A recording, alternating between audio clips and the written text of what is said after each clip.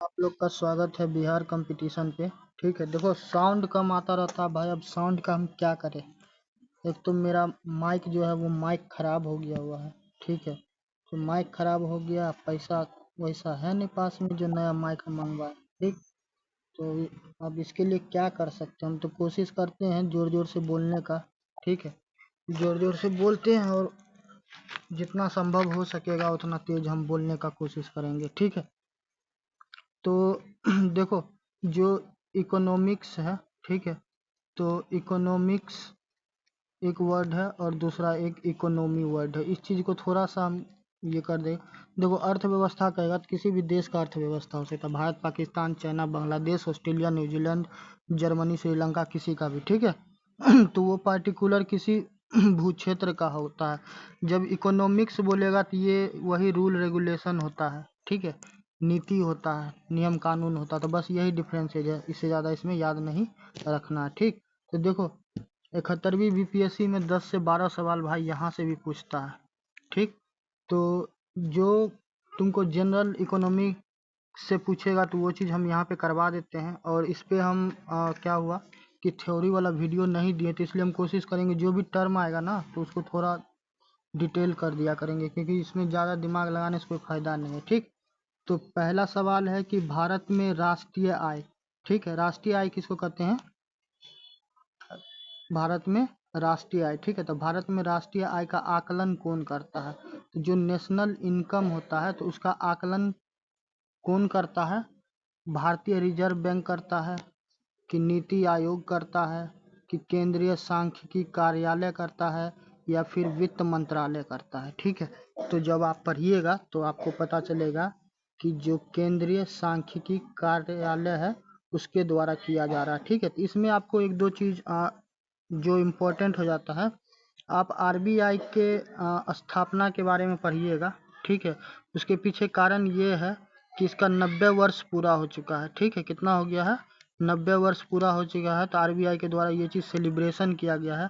तो आरबीआई के स्थापना से पूछ सकता है, आरबीआई के गवर्नर से पूछ सकता है। तो आप इस चीज़ को क्या कीजिएगा, याद रखिएगा। ठीक है, और इन सभी चीज़ को करने के लिए आपको क्या करना है, मेरे द्वारा जो प्रतियोगिता दर्पण पढ़ाया गया उसको पढ़ो। बहुत सारा तुम्हारा सवाल वहाँ से बन जाएगा। ठीक है, फिजिक्स, केमिस्ट्री, बायोलॉजी, मैथ, समझ गए, सब का लगभग का। मैथ को छोड़ दो तो बाद बाकी जितना भी जीएस जीके है सारा का वहाँ से बनेगा। इसलिए कहते हैं कि इम्पोर्टेंट है, जो चीज़ बोल रहे हो उसको कवर करो। ठीक है, चलो दूसरा है, देखो एक चीज़ और याद रखना, करंट, इसीलिए हम कहते हैं करंट अफेयर। अब कितना करंट अफेयर हम यहाँ पे बताएं।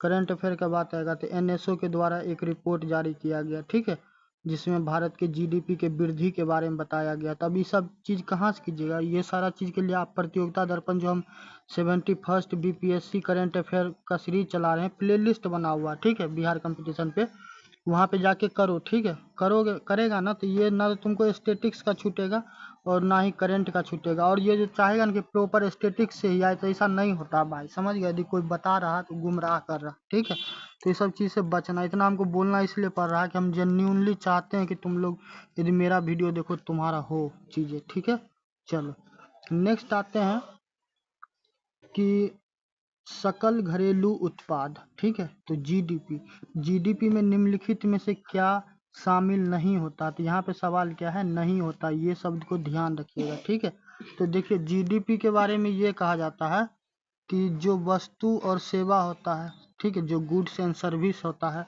तो ठीक है, उसका उत्पादन, तो ये तो भाई शामिल होता है। तो जो शामिल होता है वो तो हमको नहीं चाहिए, क्योंकि हमको नहीं वाला चाहिए। ठीक है, तो ये तो शामिल होता है। अवैध व्यापार, अब तुम बताओ कि कोई गांजा बेचेगा, भांग बेचेगा, सोना का स्मगलिंग करेगा, तो उस चीज़ का क्या हुआ, गवर्नमेंट उस चीज़ को एक्सेप्ट करेगा, कभी नहीं, वो इलीगल वर्क हो जाता है। ठीक है, तो ये अवैध व्यापार तो बिल्कुल इसमें सम्मिलित नहीं किया जाएगा। सरकारी खर्चा, तो सरकारी खर्चा आता है इसमें, किसमें, जीडीपी में आता है। निजी निवेश ये भी आता है। तो इसका सही आंसर क्या हो जाएगा, बी, अवैध व्यापार, क्योंकि हम लोग को ये आंसर देना है कि कौन शामिल नहीं होता है। ठीक है, थोड़ा सा हम जीडीपी के बारे में बताते हैं, व्हाट इज जीडीपी। तो देखो जीडीपी के बारे में सिंपल सा तुमको समझ में होना चाहिए, ज़्यादा इसमें मगजमारी नहीं करना। तुमको इसमें इतना ध्यान रखना है कि total value of all goods and service produce with in a country, यानी कि मान चलो कि भारत की बात करेंगे जीडीपी का, तो भारतवर्ष में जो वस्तु एवं सेवा जो उत्पादन हुआ है, ठीक है, तो उसी को क्या करेंगे जीडीपी में गिनेंगे। और इसमें स्पेसिफिक टाइम होता है, जैसे कि सामान्यतः 1 वर्षों का जीडीपी निकाला जाता है, तो वो सामान्यतः क्या होता है, इसमें टाइम रहता है, ठीक है। तो जीडीपी बस इतना ही है, इससे ज़्यादा इसमें आपको क्या करना है, कोई दिमाग नहीं लगाना है, ठीक है। बाकी और भी कोई टर्म आएगा तो हम उसको क्या करेंगे, आपको एक्सप्लेन करते जाएंगे, ठीक है। थोड़ा वीडियो लंबा होगा तो टेंशन नहीं लेना है, आप जितना कर पाइएगा कीजिएगा, क्योंकि ये आपके लिए बहुत बेनिफिशियल होने वाला है, ठीक है। चलिए नेक्स्ट सवाल है कि एनएनपी को प्राप्त करने के लिए जीडीपी में से क्या घटाया जाता है, एनएनपी, ठीक है।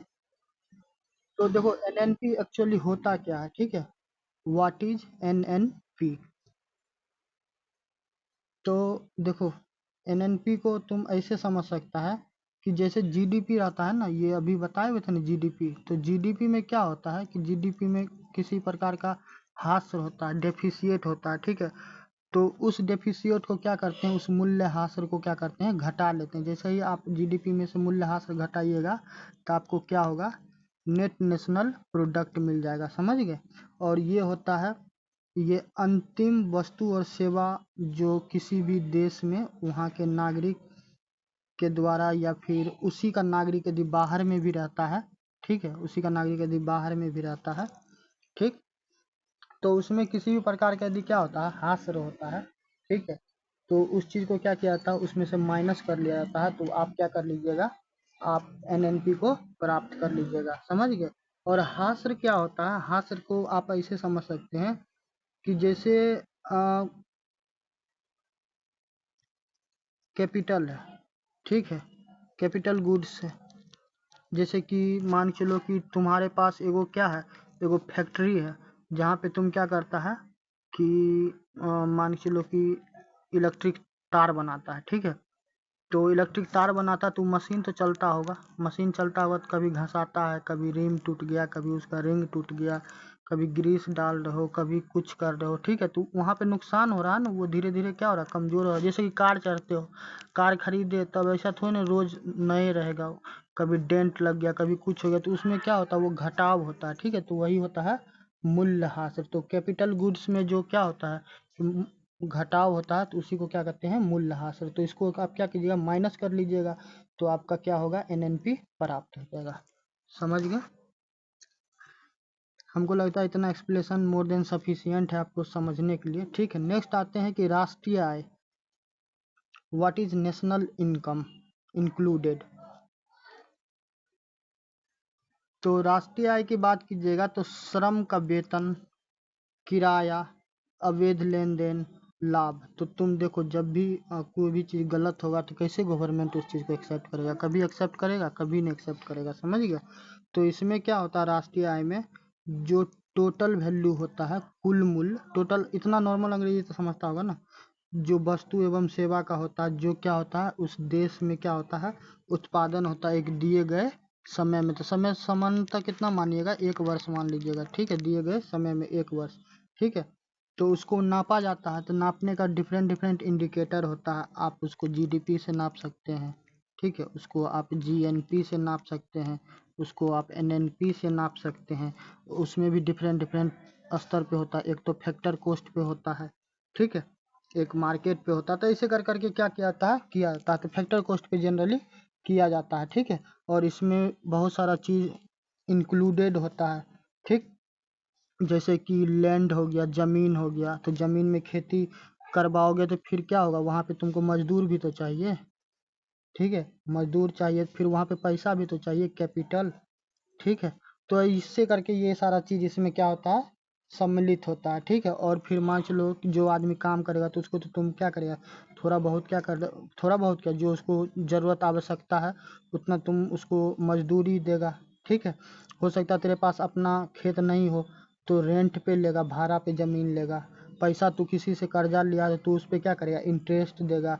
तू बिजनेस करेगा तो वहाँ पे क्या होगा, तुमको लाभ होगा। तो ये सारा चीज़ क्या होता है, प्रॉफिट, ये सारा चीज़ क्या होता है उसमें इंक्लूड रहता है, समझ गए। तो राष्ट्रीय आय में क्या सम्मिलित नहीं रहता है, तो नहीं में क्या हो जाएगा, अवैध लेन देन। अवैध लेन देन को कभी एग्री करेगा गवर्नमेंट, कभी नहीं करेगा। तो यहाँ पे क्या हो जाएगा, सी हो जाएगा, समझ गए। और इतना हम एक्सप्लेन क्यों कर रहे हैं, इतना एक्सप्लेन का हो गया जी, इतना एक्सप्लेन हम इसलिए कर रहे हैं क्योंकि हम चाहते हैं कि आप जब देखिए इस वीडियो को तो दोबारा आपको ये टर्म क्या हो, कभी आपके लिए प्रॉब्लम नहीं करे, ठीक है। अब नेक्स्ट सवाल है कि what is differences between GDP and GNP, समझ गए। तो जीडीपी और जीएनपी में मुख्य अंतर क्या है। तो जीडीपी और जीएनपी में मुख्य अंतर की बात कीजिएगा तो पहले तो जीडीपी का आपको हम तो ऑलरेडी क्या किए हैं, ऑलरेडी इसका हम डेफिनेशन बता दिए हैं कि total production of goods and service in a specific time in A given area, ठीक है। दूसरा आते हैं जीएनपी। तो जीएनपी क्या होता है, जो कुल मूल्य होता है, कुल मूल्य होता है किस चीज़ का, वस्तु और सेवा का, जो कि किसी कंट्री में क्या हो, वहाँ के जो नागरिक रहते हैं वो रहते हैं, ठीक है। तो उनके द्वारा उनके द्वारा, ठीक है।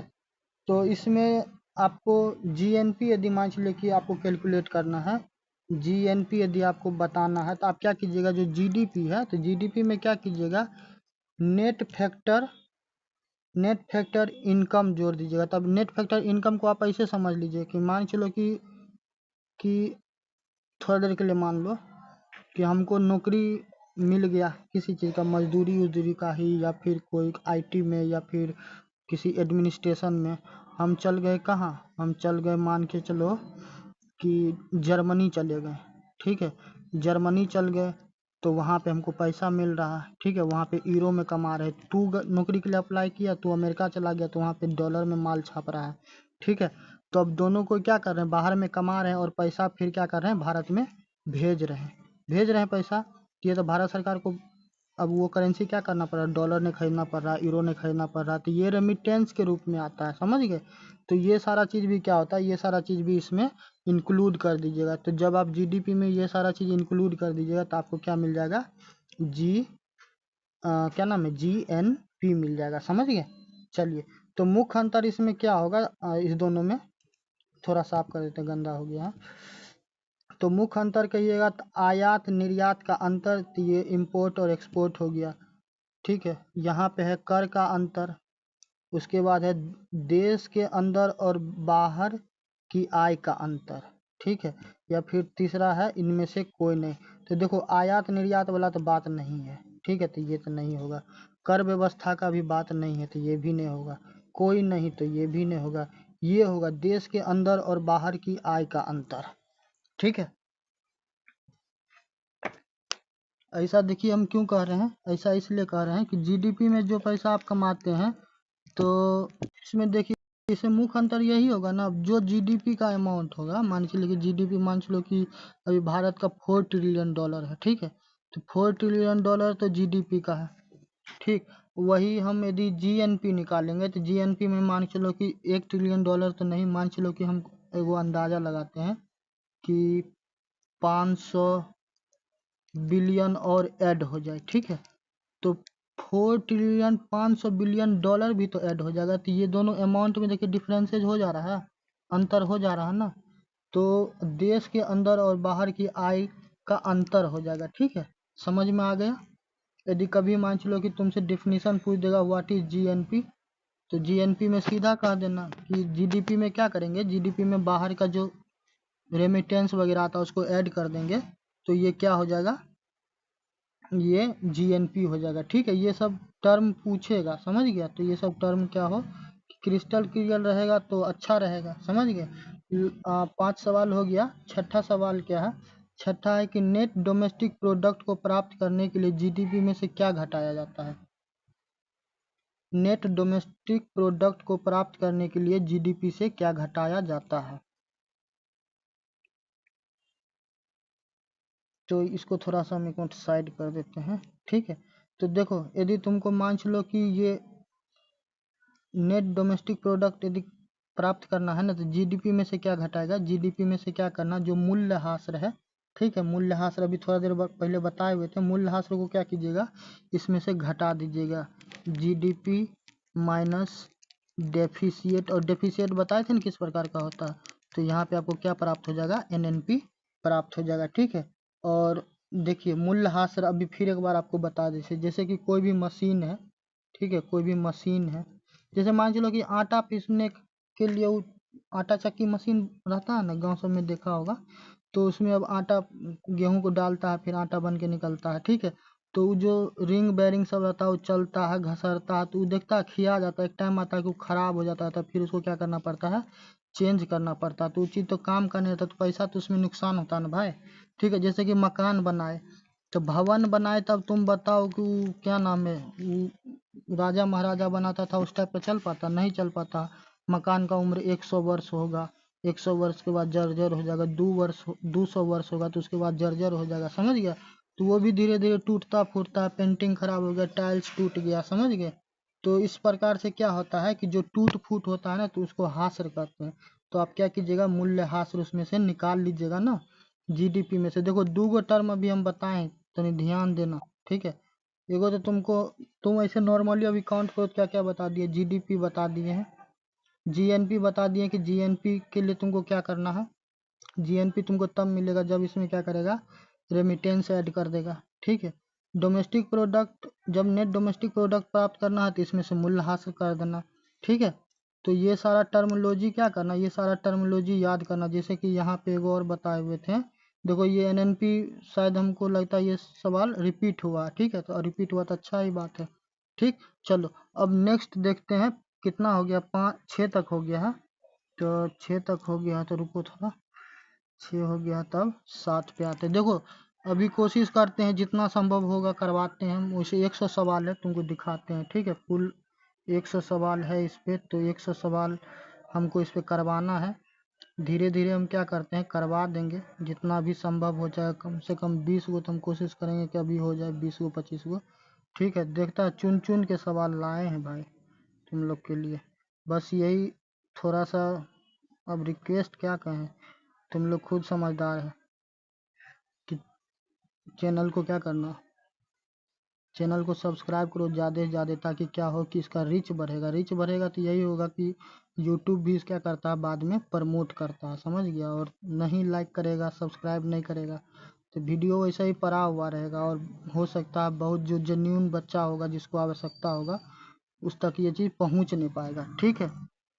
चलो, तो नेक्स्ट सवाल है कि यदि किसी देश की जीडीपी बढ़ रही है, गौर से सुनिएगा, जब किसी देश का यदि जीडीपी बढ़ रहा है तो इसका तात्पर्य क्या है, इसका मतलब क्या है, थोड़ा सा विचार करना। और देखो सवाल को ना बाप बाप करके जवाब देने की आवश्यकता बिल्कुल नहीं, थोड़ा सा दिमाग का ढक्कन खोलना, सोचो कि क्या हो सकता है। कीमत घट रहा होगा सामान का, यदि मान के चलो कि अब मेरे पास, उदाहरण के लिए बोल रहे हैं, वैसे है तो नहीं रियल में, कि मान चलो कि मेरे पास एक आईफोन है, ठीक है, इसको हम खरीदे हैं 1.5 लाख रुपया में, और 1 महीना पहले खरीदे, और आज खरीदने के लिए मान चलो कि तुम गया, तुमको मन हो गया कि आईफोन ले, तो तुम गया तो तुमको पड़ा इसको 1 लाख रुपया, ठीक है, 1 लाख रुपया तुमको पड़ा।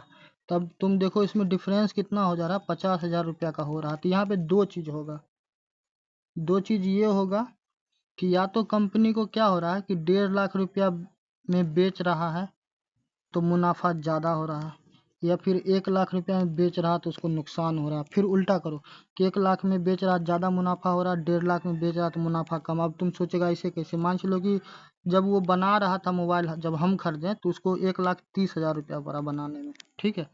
और जब तुम जो मोबाइल खरीद रहा वो बनाने के लिए गया तो उसको मान चलो कि यहाँ पे कितना पड़ा, यहाँ पे तो 20,000 का डिफरेंसेज कर दिए हैं, और यहाँ पे मान चलो कि यहाँ पे बनाने गया तो इसको 75,000 रुपया लगा, और 25,000 रुपया तुमको मुनाफा कमाया, तो कहाँ पे फायदा हुआ, जब तुमसे बेचा, समझ गया।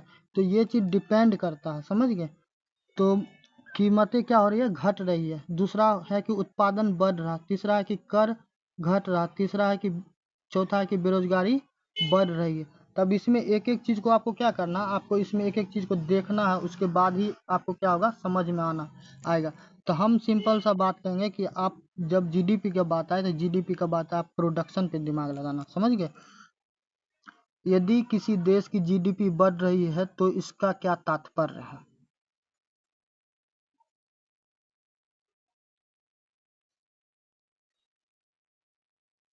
तो यहाँ पे सिंपली सी क्या होगा कि बेरोजगारी बढ़ रही है, ये बिल्कुल नहीं होगा। कीमत घट बढ़ रहा है, ये नहीं होगा।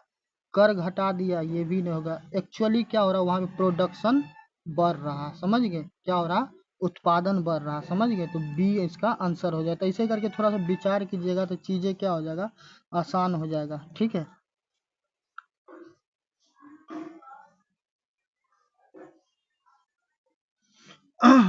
चलो 7 तक हो गया। नेक्स्ट है, निम्नलिखित में से कौन सा आय विधि से राष्ट्रीय आय मापन का हिस्सा है। तो यहाँ पे आपको क्या होगा कि आय विधि से राष्ट्र राष्ट्रीय आय मापन का हिस्सा है। आय विधि से राष्ट्रीय आय मापन का हिस्सा है।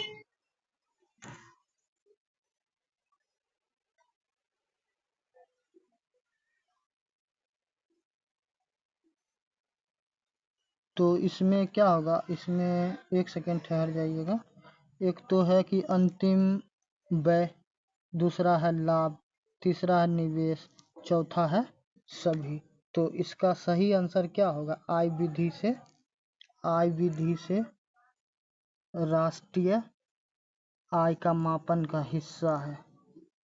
चलो, अरे यार एक्चुअली क्या हुआ कि इसका आंसर हमको खुद यहाँ पे ठीक नहीं लग रहा था, ठीक है। तो इसीलिए हम थोड़ा बोले चेक कर लेते हैं। कुछ ही बता देंगे, तुम लोग सुन लेगा और फिर समझ लेगा, तो फिर वही चीज़ मेरे लिए क्या होगा, बिल्कुल उचित नहीं होने वाला, ठीक है। तो इसका यही आंसर हो गया ए, अंतिम उपभोग व्यय होगा, ठीक है। चलो, नेक्स्ट नेक्स्ट सवाल है, उत्पादन विधि में किसे शामिल किया जाता है। उत्पादन विधि में किसे शामिल किया जाता है। तो इसमें क्या हो जाएगा, वस्तु और सेवाओं के मूल्य को शामिल किया जाता है, ठीक है। तो वस्तु और सेवा, उत्पादन की कुल कीमत। तो यहाँ पे उत्पादन की कुल कीमत पे आप क्लिक कीजिएगा, ठीक। चलिए, यहाँ तक हो गया। 9 कितना हो गया, 9 तक हो गया, ठीक है। चलिए 10वां सवाल है कि पर कैपिटा इनकम की गणना कैसे होती है। तो पर कैपिटा गणना की इनकम कैसे होती है, तो इसके लिए इसका कुछ न कुछ क्या होगा, इसका कुछ न कुछ फॉर्मूला होगा। इसको एक तरीके से और किया जा सकता है कि यदि आप जीएनपी में जनसंख्या से क्या कर दीजिए, गुना कर दीजिए। जीएनपी में जनसंख्या से डिवाइड, जीडीपी में जनसंख्या से डिवाइड, एनएनपी में जनसंख्या से डिवाइड। तो per capita income, what is formula of per capita income. तो इसमें सबसे बेस्ट है कि जो जीडीपी होगा, ग्रॉस डोमेस्टिक प्रोडक्ट, समझ गए। तो जो ग्रॉस डोमेस्टिक प्रोडक्ट होगा, तो उसमें आप क्या कीजिएगा, जीडीपी में जो कुल जनसंख्या होगा, टोटल जनसंख्या जो होगा किसी भी राष्ट्र का, चाइना, नेपाल, हिंदुस्तान, पाकिस्तान, कुछ भी हो, तो उसमें क्या कीजिएगा, आप डिवाइड दे दीजिएगा। जब डिवाइड दीजिएगा तो आपको क्या होगा कि ये पर कैपिटा इनकम आ जाएगा, ठीक है। और पर कैपिटा इनकम से याद आया कि what is per capita income of India. यदि मान चलिए कि ये सवाल आपसे पूछ दे, ठीक, तो इसमें कितना है पर कैपिटा। दो गो आता है, एगो तो नॉमिनल आता है, एगो पीपीपी पे आता है, ठीक है। तो वैसे जनरली हमको नहीं लगता कि डाटा वाटा तुमसे पूछेगा, मगर क्या पता नहीं रहता उन लोग का, ठीक है। चलो नेक्स्ट आते हैं 11वां, कि सकल राष्ट्रीय उत्पाद में विदेश से प्राप्त शुद्ध आय को क्या कहते हैं। सकल राष्ट्रीय उत्पाद में विदेश से प्राप्त शुद्ध आय को क्या कहते हैं? ठीक है,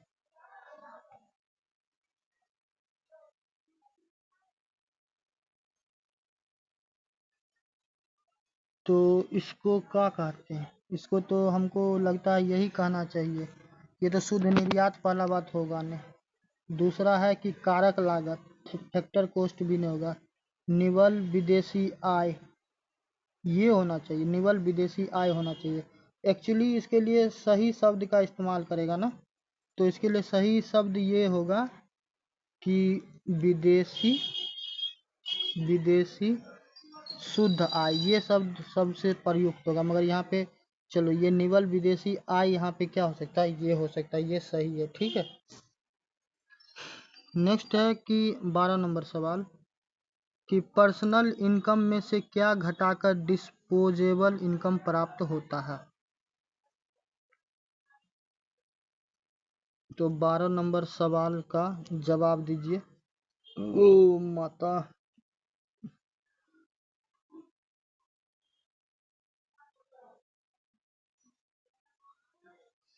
तो इसमें से क्या कीजिएगा, इसमें आपको एक तो डायरेक्ट टैक्स घटाना पड़ेगा। ठीक है, क्या करना पड़ेगा? डायरेक्ट टैक्स घटाना पड़ेगा। ठीक है, तो इसका आंसर क्या हो जाएगा? यही ए हो जाएगा। डायरेक्ट टैक्स क्या कर लीजिएगा, इसमें से घटा दीजिएगा। ठीक, तो 12 तक हो गया है। 12 तक हो गया, तो चलो नेक्स्ट आते हैं 13वां सवाल। 13वां सवाल क्या है? भारत में पहला राष्ट्रीय आय का आकलन किसने किया?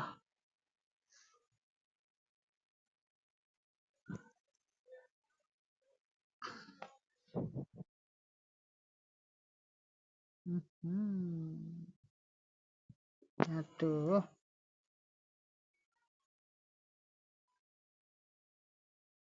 आजाद भारत में पहली बार राष्ट्रीय आय का आकलन किसने किया?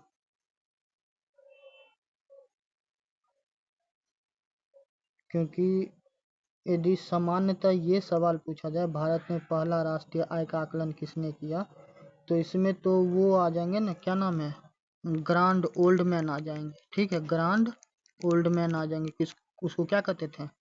दादा भाई नेरोजी। ठीक है, तो वो इसमें है नहीं, तो यहाँ पे आजाद भारत लिखाना चाहिए था। ठीक है, तो इसका सही आंसर क्या हो जाएगा? इसका सही आंसर हो जाएगा VKRV। ठीक है, इनके द्वारा किया गया हुआ था। ये तो आजाद भारत में नहीं है, ये तो गुलाम भारत में ही हुआ था भाई साहब, 1931 से 32 में। थोड़ा सा इस सवाल को आप क्या कीजिए, एक बार देखिएगा। ठीक है, और जो आपको हम दादा भाई नेरोजी के बारे में बोले, तो दादा भाई नेरोजी के बारे में आप लोग सुने होंगे, 1867 से 68 के आसपास क्या हुए थे, वो अनुमान लगाए हुए थे। ठीक है, चलिए, कोई कंफ्यूजन नहीं होगा। ठीक, हम दोनों चीज़ बता दिए हैं, तो टेंशन लेने का बिल्कुल जरूरत नहीं है। इन्हें कहिएगा कि क्या हुआ कि पगला उगला रहा। कौन सी विधि वह विधि नहीं है? 14 नंबर सवाल है कि कौन सी विधि वह विधि नहीं है। ठीक है, तो उपभोग व्यय, सरकारी व्यय, शुद्ध कर, या फिर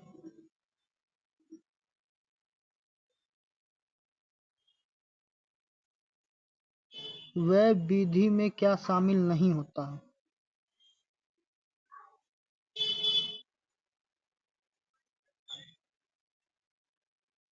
एक सेकेंड ठहरना जरा। What is not included in expenditure विधि?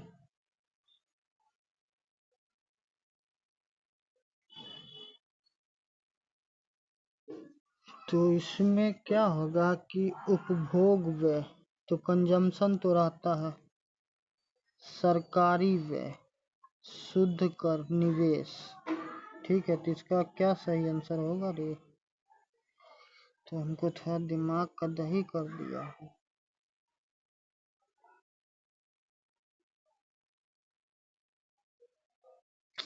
क्या होगा इसका आंसर? 14 का। देखो इसमें एक्चुअली क्या होगा, जो ये व्यय विधि है तो व्यय विधि में यहाँ पे ऑप्शन जो होना चाहिए था वो ऑप्शन एक्चुअली है नहीं, समझ गया? जो ऑप्शन इसमें होना चाहिए वो नहीं है। यहाँ पे एक ऑप्शन होना चाहिए था, उस ऑप्शन का नाम है इनकम मेथड, ठीक है? इनकम मेथड होना चाहिए, तो इनकम मेथड तो इसमें है नहीं, तो जब है ही नहीं तो इसमें से हम आंसर देंगे कहाँ से? तब तो हम दिमाग सोच रहे थे कि आंसर मिल क्या नहीं रहा, ठीक है? तो इसमें आपको आंसर नहीं, इसमें मान चलो कि इसको निवेश को हम काट देते हैं, यहाँ पे एक एक हिंदी में क्या करते हैं, एक हिंदी में यहाँ पे एक ऑप्शन बनाते हैं,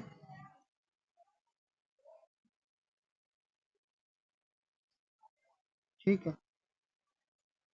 यहाँ पे एक ऑप्शन इनकम मेथड यदि हम जोड़ दें, इनकम मेथड, तो ये रहेगा, तो इस पे आपको क्या करना है, टिक लगाना है, ठीक है? चलिए टेंशन नहीं लेना। देखो व्यय विधि में ना तुमको जो इनकम मेथड रहता है ना वो शामिल नहीं, तो ऑप्शन में है ही नहीं तो हम कहाँ से जवाब देंगे, ठीक? चलो नेक्स्ट है कि जीडीपी को मापने के कितने प्रमुख तरीके हैं?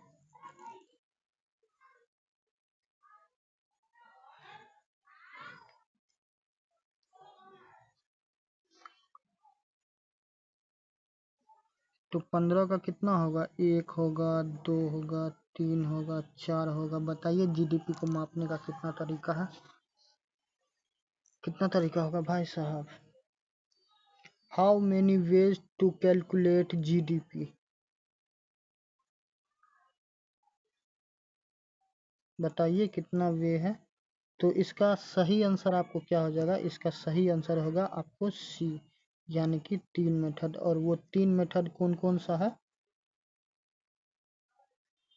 तो वो 3 मेथड है, आपको हम कोशिश करते हैं आपको बताने का, ठीक है?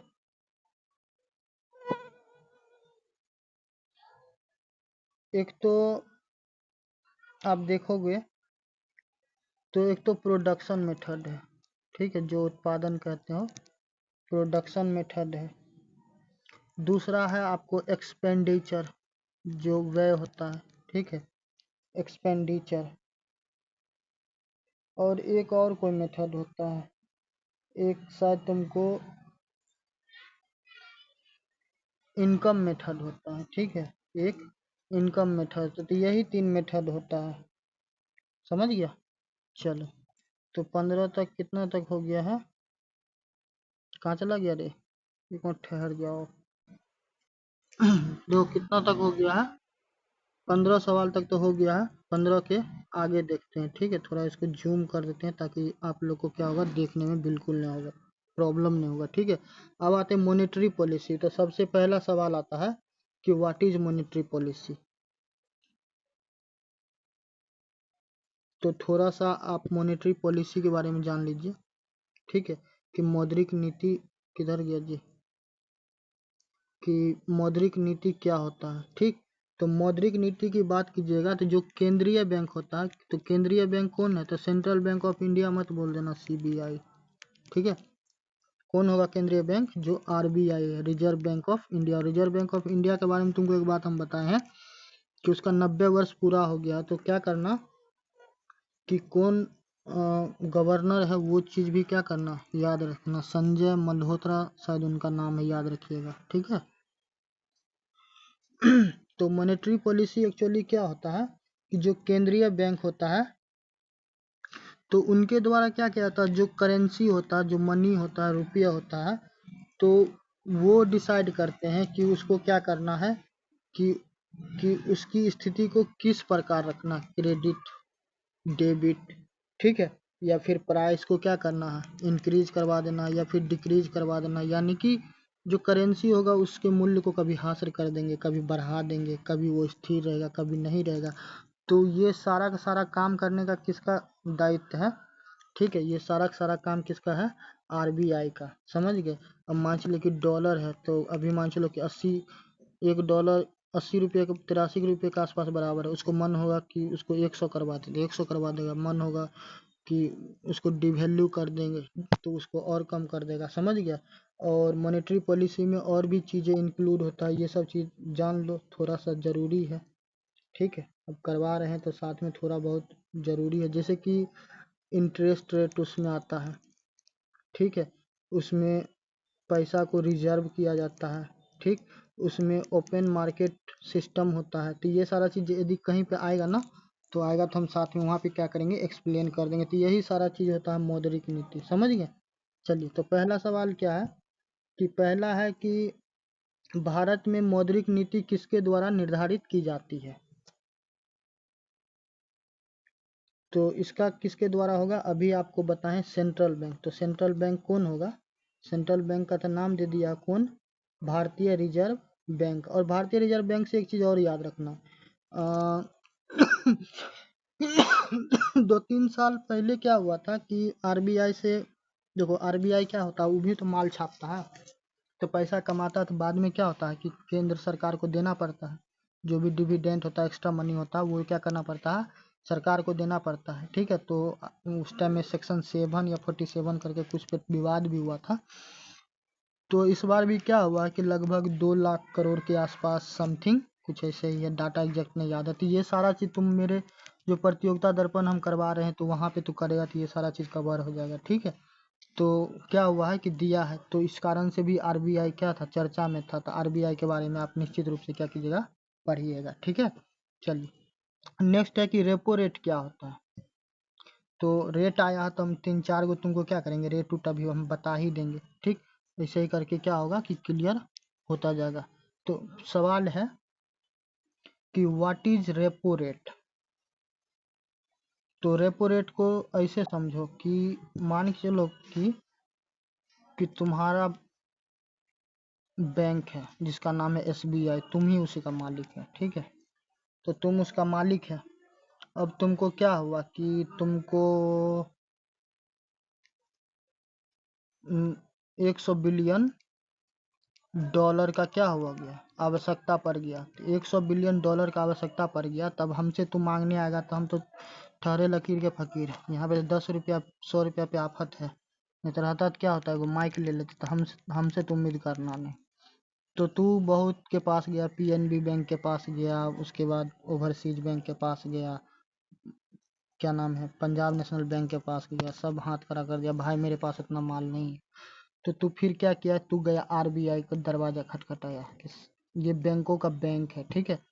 तो एसबीआई तो अपना बैंक, तू चेयरमैन एमडी सीईओ जो भी कहो वो हो। तू आरबीआई के पास गया, बोला कि भाई साहब हमको इतना पैसा चाहिए, 100 बिलियन डॉलर। तो आरबीआई थोड़ा देर के लिए तुमको देखा, फिर पूछा कि क्या कितना तुम्हारा बैंकिंग वैंकिंग चलता है। तू बोला पूरे भारत में हम बैंकिंग चलाते हैं, ठीक है, हर घर में एसबीआई का खाता है। तो आरबीआई भी पता किया तो बोला हाँ ये आदमी सही बोल रहा है, ठीक। तो तुमको क्या किया कि तुम पैसा आरबीआई से उधार ले लिया, तो आरबीआई तुमको दिया। अब आरबीआई जो तुमको उधार दिया पैसा, तो क्या करेगा, वो तो तुमसे कुछ न कुछ क्या करेगा, पैसा तो लेगा भाई। उस पर कुछ न कुछ उसको टैक्स तो चाहिए ना, तब नहीं देगा। दान पुण्य करने के लिए थोड़ी ना बैठा हुआ है, समझ गया। तो यहाँ पे क्या होगा, तो यहाँ पे क्या होगा, वह दर जिस पर आरबीआई विदेशी मुद्रा खरीदता है, तो ये नहीं होगा। आरबीआई को पैसा नहीं खरीदना। आरबीआई क्या करेगा, आरबीआई तुमको पैसा देगा, कितना, 100 बिलियन डॉलर। तो ये तो आरबीआई को नहीं खरीदना। दूसरा है वह दर जिस पर आरबीआई बैंकों को अल्पकालीन ऋण देता है, तो हाँ ये वाला रहेगा। वह दर जिस पर बैंक आरबीआई को कर्जा देता था, आरबी तुम्हारे पास इतना कहाँ 100 बिलियन डॉलर जो तुम आरबीआई को देगा, तुम तो खुद ही पैसा के लिए गया हुआ आरबीआई के पास, ठीक। तो ये भी नहीं होगा। तीसरा, वह दर जिस पर सरकार टैक्स वसूलता है, तो भाई वो टैक्स है, ठीक है। यहाँ पे हम कर्जा मांगने गए कि वहाँ पे हम टैक्स देंगे। तो सही आंसर क्या हो जाएगा, सही आंसर हो जाएगा ये बी, ठीक है। How many rates in banking line. देखो कुछ कुछ रेट्स है, तो हम वो तुमको यहाँ पे लिखवा देते हैं, थोड़ा सा बताते हैं, तुम खुद से भी क्या करना, पढ़ना। वैसे ये सब रेट पढ़ा होगा हम आशा करते हैं, ठीक। हम क्या करते हैं तुमको शॉर्ट में बता देते हैं, मेरे लिए ज़रूरी है कि हम चाहते हैं कि भाई, एक तो देखो रेपो रेट होता है, ठीक है। एक तो रेपो रेट होता है जो आपको हम बता दिए। दूसरा बैंक रेट होता है, ठीक है। उसके बाद मार्जिनल स्टैंडिंग फैसिलिटी रेट होता है, MSFR होता है, ठीक है। उसके बाद CRR होता है, कैश रिजर्व रेशियो होता है, ठीक। तो ऐसे कर करके रेट होता है, ठीक। तो जैसे जैसे रेट आएगा तो हम वहाँ पे आपको क्या करेंगे, एक्सप्लेन करते जाएंगे, ठीक है। चलिए नेक्स्ट आते हैं कि यदि RBI रेपो रेट बढ़ाता है तो उसका प्रभाव क्या होगा। थोड़ा सा विचार कीजिए कि यदि RBI क्या करता है, रेपो रेट बढ़ाता है तो उसका प्रभाव क्या होगा। तुम क्या हुआ कि तुम गया वही $100 बिलियन लेने के लिए RBI के पास। तुम्हारे पास एगो बैंक है SBI, ठीक है। यहाँ पे RBI बैठे हुए हैं, तो RBI बोले कि भाई पिछले बार जो तुमको हम $100 बिलियन दिए थे ना, तो उस पर तो हम 10 टका लिए थे। इस बार ऐसा है ना कि इस बार इस पे हम 50 टका लेंगे, ठीक है। यानी कि $100 बिलियन तुमको दिए हैं, तो बदले में तुमको कितना देना पड़ेगा, $150 बिलियन देना पड़ेगा। तो तू कपार पीट लिया कि उस टाइम में तो भाई $10 बिलियन दे के कहानी खत्म करवा ली थी, मगर अब इस टाइम में मांग रहा है 50 टका। तब इतना तो भाई हम दे नहीं सकते हैं। तो इतना देगा तो तू लेने जाएगा कर्जा के, अब नहीं भाई हमको नहीं चाहिए, ठीक है। तो क्या होगा इससे कि महंगाई घटेगी। तो ऐसा हो सकता है, पूछो क्यों हो सकता है। ऐसा इसलिए हो सकता है कि जो तुमसे कर्जा लेके वो EMI पे जो आईफोन चलाता था, कार चलाता था, तब वो नहीं चलाएगा। वो जो जाता था टमाटर खरीदने के लिए, दाम था 10 रुपया एक के बार, अब उसको उसी को खाना अकेले, तो वो बोला कि चलो 2000 रुपया दे दिए। तो वहाँ पे वो चीज़ क्या होगा, पैसा कम होगा तो महंगाई तो घटेगा, निवेश बढ़ेगा। निवेश कैसे बढ़ेगा, पैसे नहीं रहेगा बाजार में तो निवेश कहाँ से बढ़ेगा, तो ये तो नहीं होगा। महंगाई बढ़ेगी, महंगाई कहाँ से बढ़ेगा, माल है ये नहीं है तो खरीदेंगे कहाँ से, तो ये भी नहीं होगा। मुद्रा सुस्ती होगी, तो मुद्रा सुस्ती भी नहीं होगी, ठीक है। तो फिर है कि यदि RBI रेपो रेट बढ़ाता तो उसका प्रभाव क्या होगा।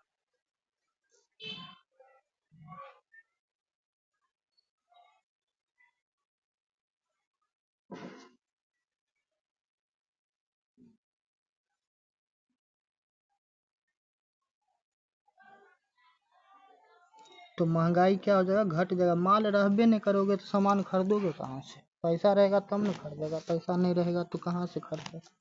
समझ गया। तो सबसे बेस्ट क्या होगा, ये महंगाई घटेगी, ठीक है। चलो नेक्स्ट है कि 19वां, CRR का उद्देश्य क्या। अभी बता रहे थे ना वो रेट, तो हम बोले जैसे जैसे आएगा तुमको हम बताते जाएंगे। तो कैश रिजर्व रेशियो का उद्देश्य क्या। देखो सिंपली क्या होता है, अभी बी बी एच BPCL या BHPCL कुछ ऐसे करके नाम है, ध्यान नहीं हमको आ रहा। जून जुलाई वाला जो करंट अफेयर पढ़ाए हैं, तो उसी में इसीलिए कहते हैं ना कि भाई की प्रतियोगिता दर्पण जाके देखो, ठीक है। ये सारा चीज़ प्रॉब्लम तुमको सॉल्व हो जाएगा। तो हमको ध्यान अभी नहीं आ रहा। कोऑपरेटिव बैंक था, तो जिसका क्या हुआ कि लाइसेंस रद्द कर दिया गया, ठीक है। और यही चक्कर था, CRR का ही चक्कर था, ठीक। तो CRR एक्चुअली होता क्या है कि जैसे कि मान चलो कि अब हम हैं गए कहीं, तो कोई हमको 100 रुपया दे दिया खुश होके, तब हम बोले कि पैसा फूकेंगे, उससे अच्छा क्या करते हैं बैंक में जाके जमा कर देंगे। तुम्हारा बैंक है SBI, तो तुम्हारे पास गए गए 100 रुपया तुमको हम जमा कर दिए, तो तुम्हारे पास तो 100 रुपया आ गया। तब तुम सोचा कि 100 रुपया रखे रहेंगे, इससे अच्छा क्या करते हैं इसको लोन पे घुमाते हैं। मगर RBI गाइडलाइन दिया है कि भाई साहब, यदि आपको ग्राहक 100 रुपया जमा किया है, कोई भी अमाउंट हो, एग्जाम्पल के रूप में बता रहे हैं कि 100 रुपया जमा किया है, तो आपको क्या करना है, उसका जो 10% होगा, एगो हम बता रहे हैं, एक्चुअली ऐसा है नहीं, ठीक है। तो बता रहे हैं तो क्या करना है कि 10% आपको क्या करना है, यानी कि इसका 10 रुपया क्या कर लीजिएगा आप, इसमें से निकाल के रख दीजिएगा, किसमें, CRR में, कैश रिजर्व रेशियो में, ठीक है, नगद आरक्षित राशि में, ठीक। रख दीजिए। इसके बाद बच गया कितना, 90 रुपया। तो इस 90 रुपया को आप लोन पे क्या कीजिए, घुमाइएगा। कल के डेट में इसका तुम्हारा बैंक SBI अब दिवालिया घोषित हो जाए, तो कम से कम 10 रुपया तो रहेगा हमको देने के लिए, ठीक है। एक सेकंड ठहर जाओ भाई, क्या हो रहा है रे, नसीब खराब, ठहर जाओ, देखते हैं क्या होगा।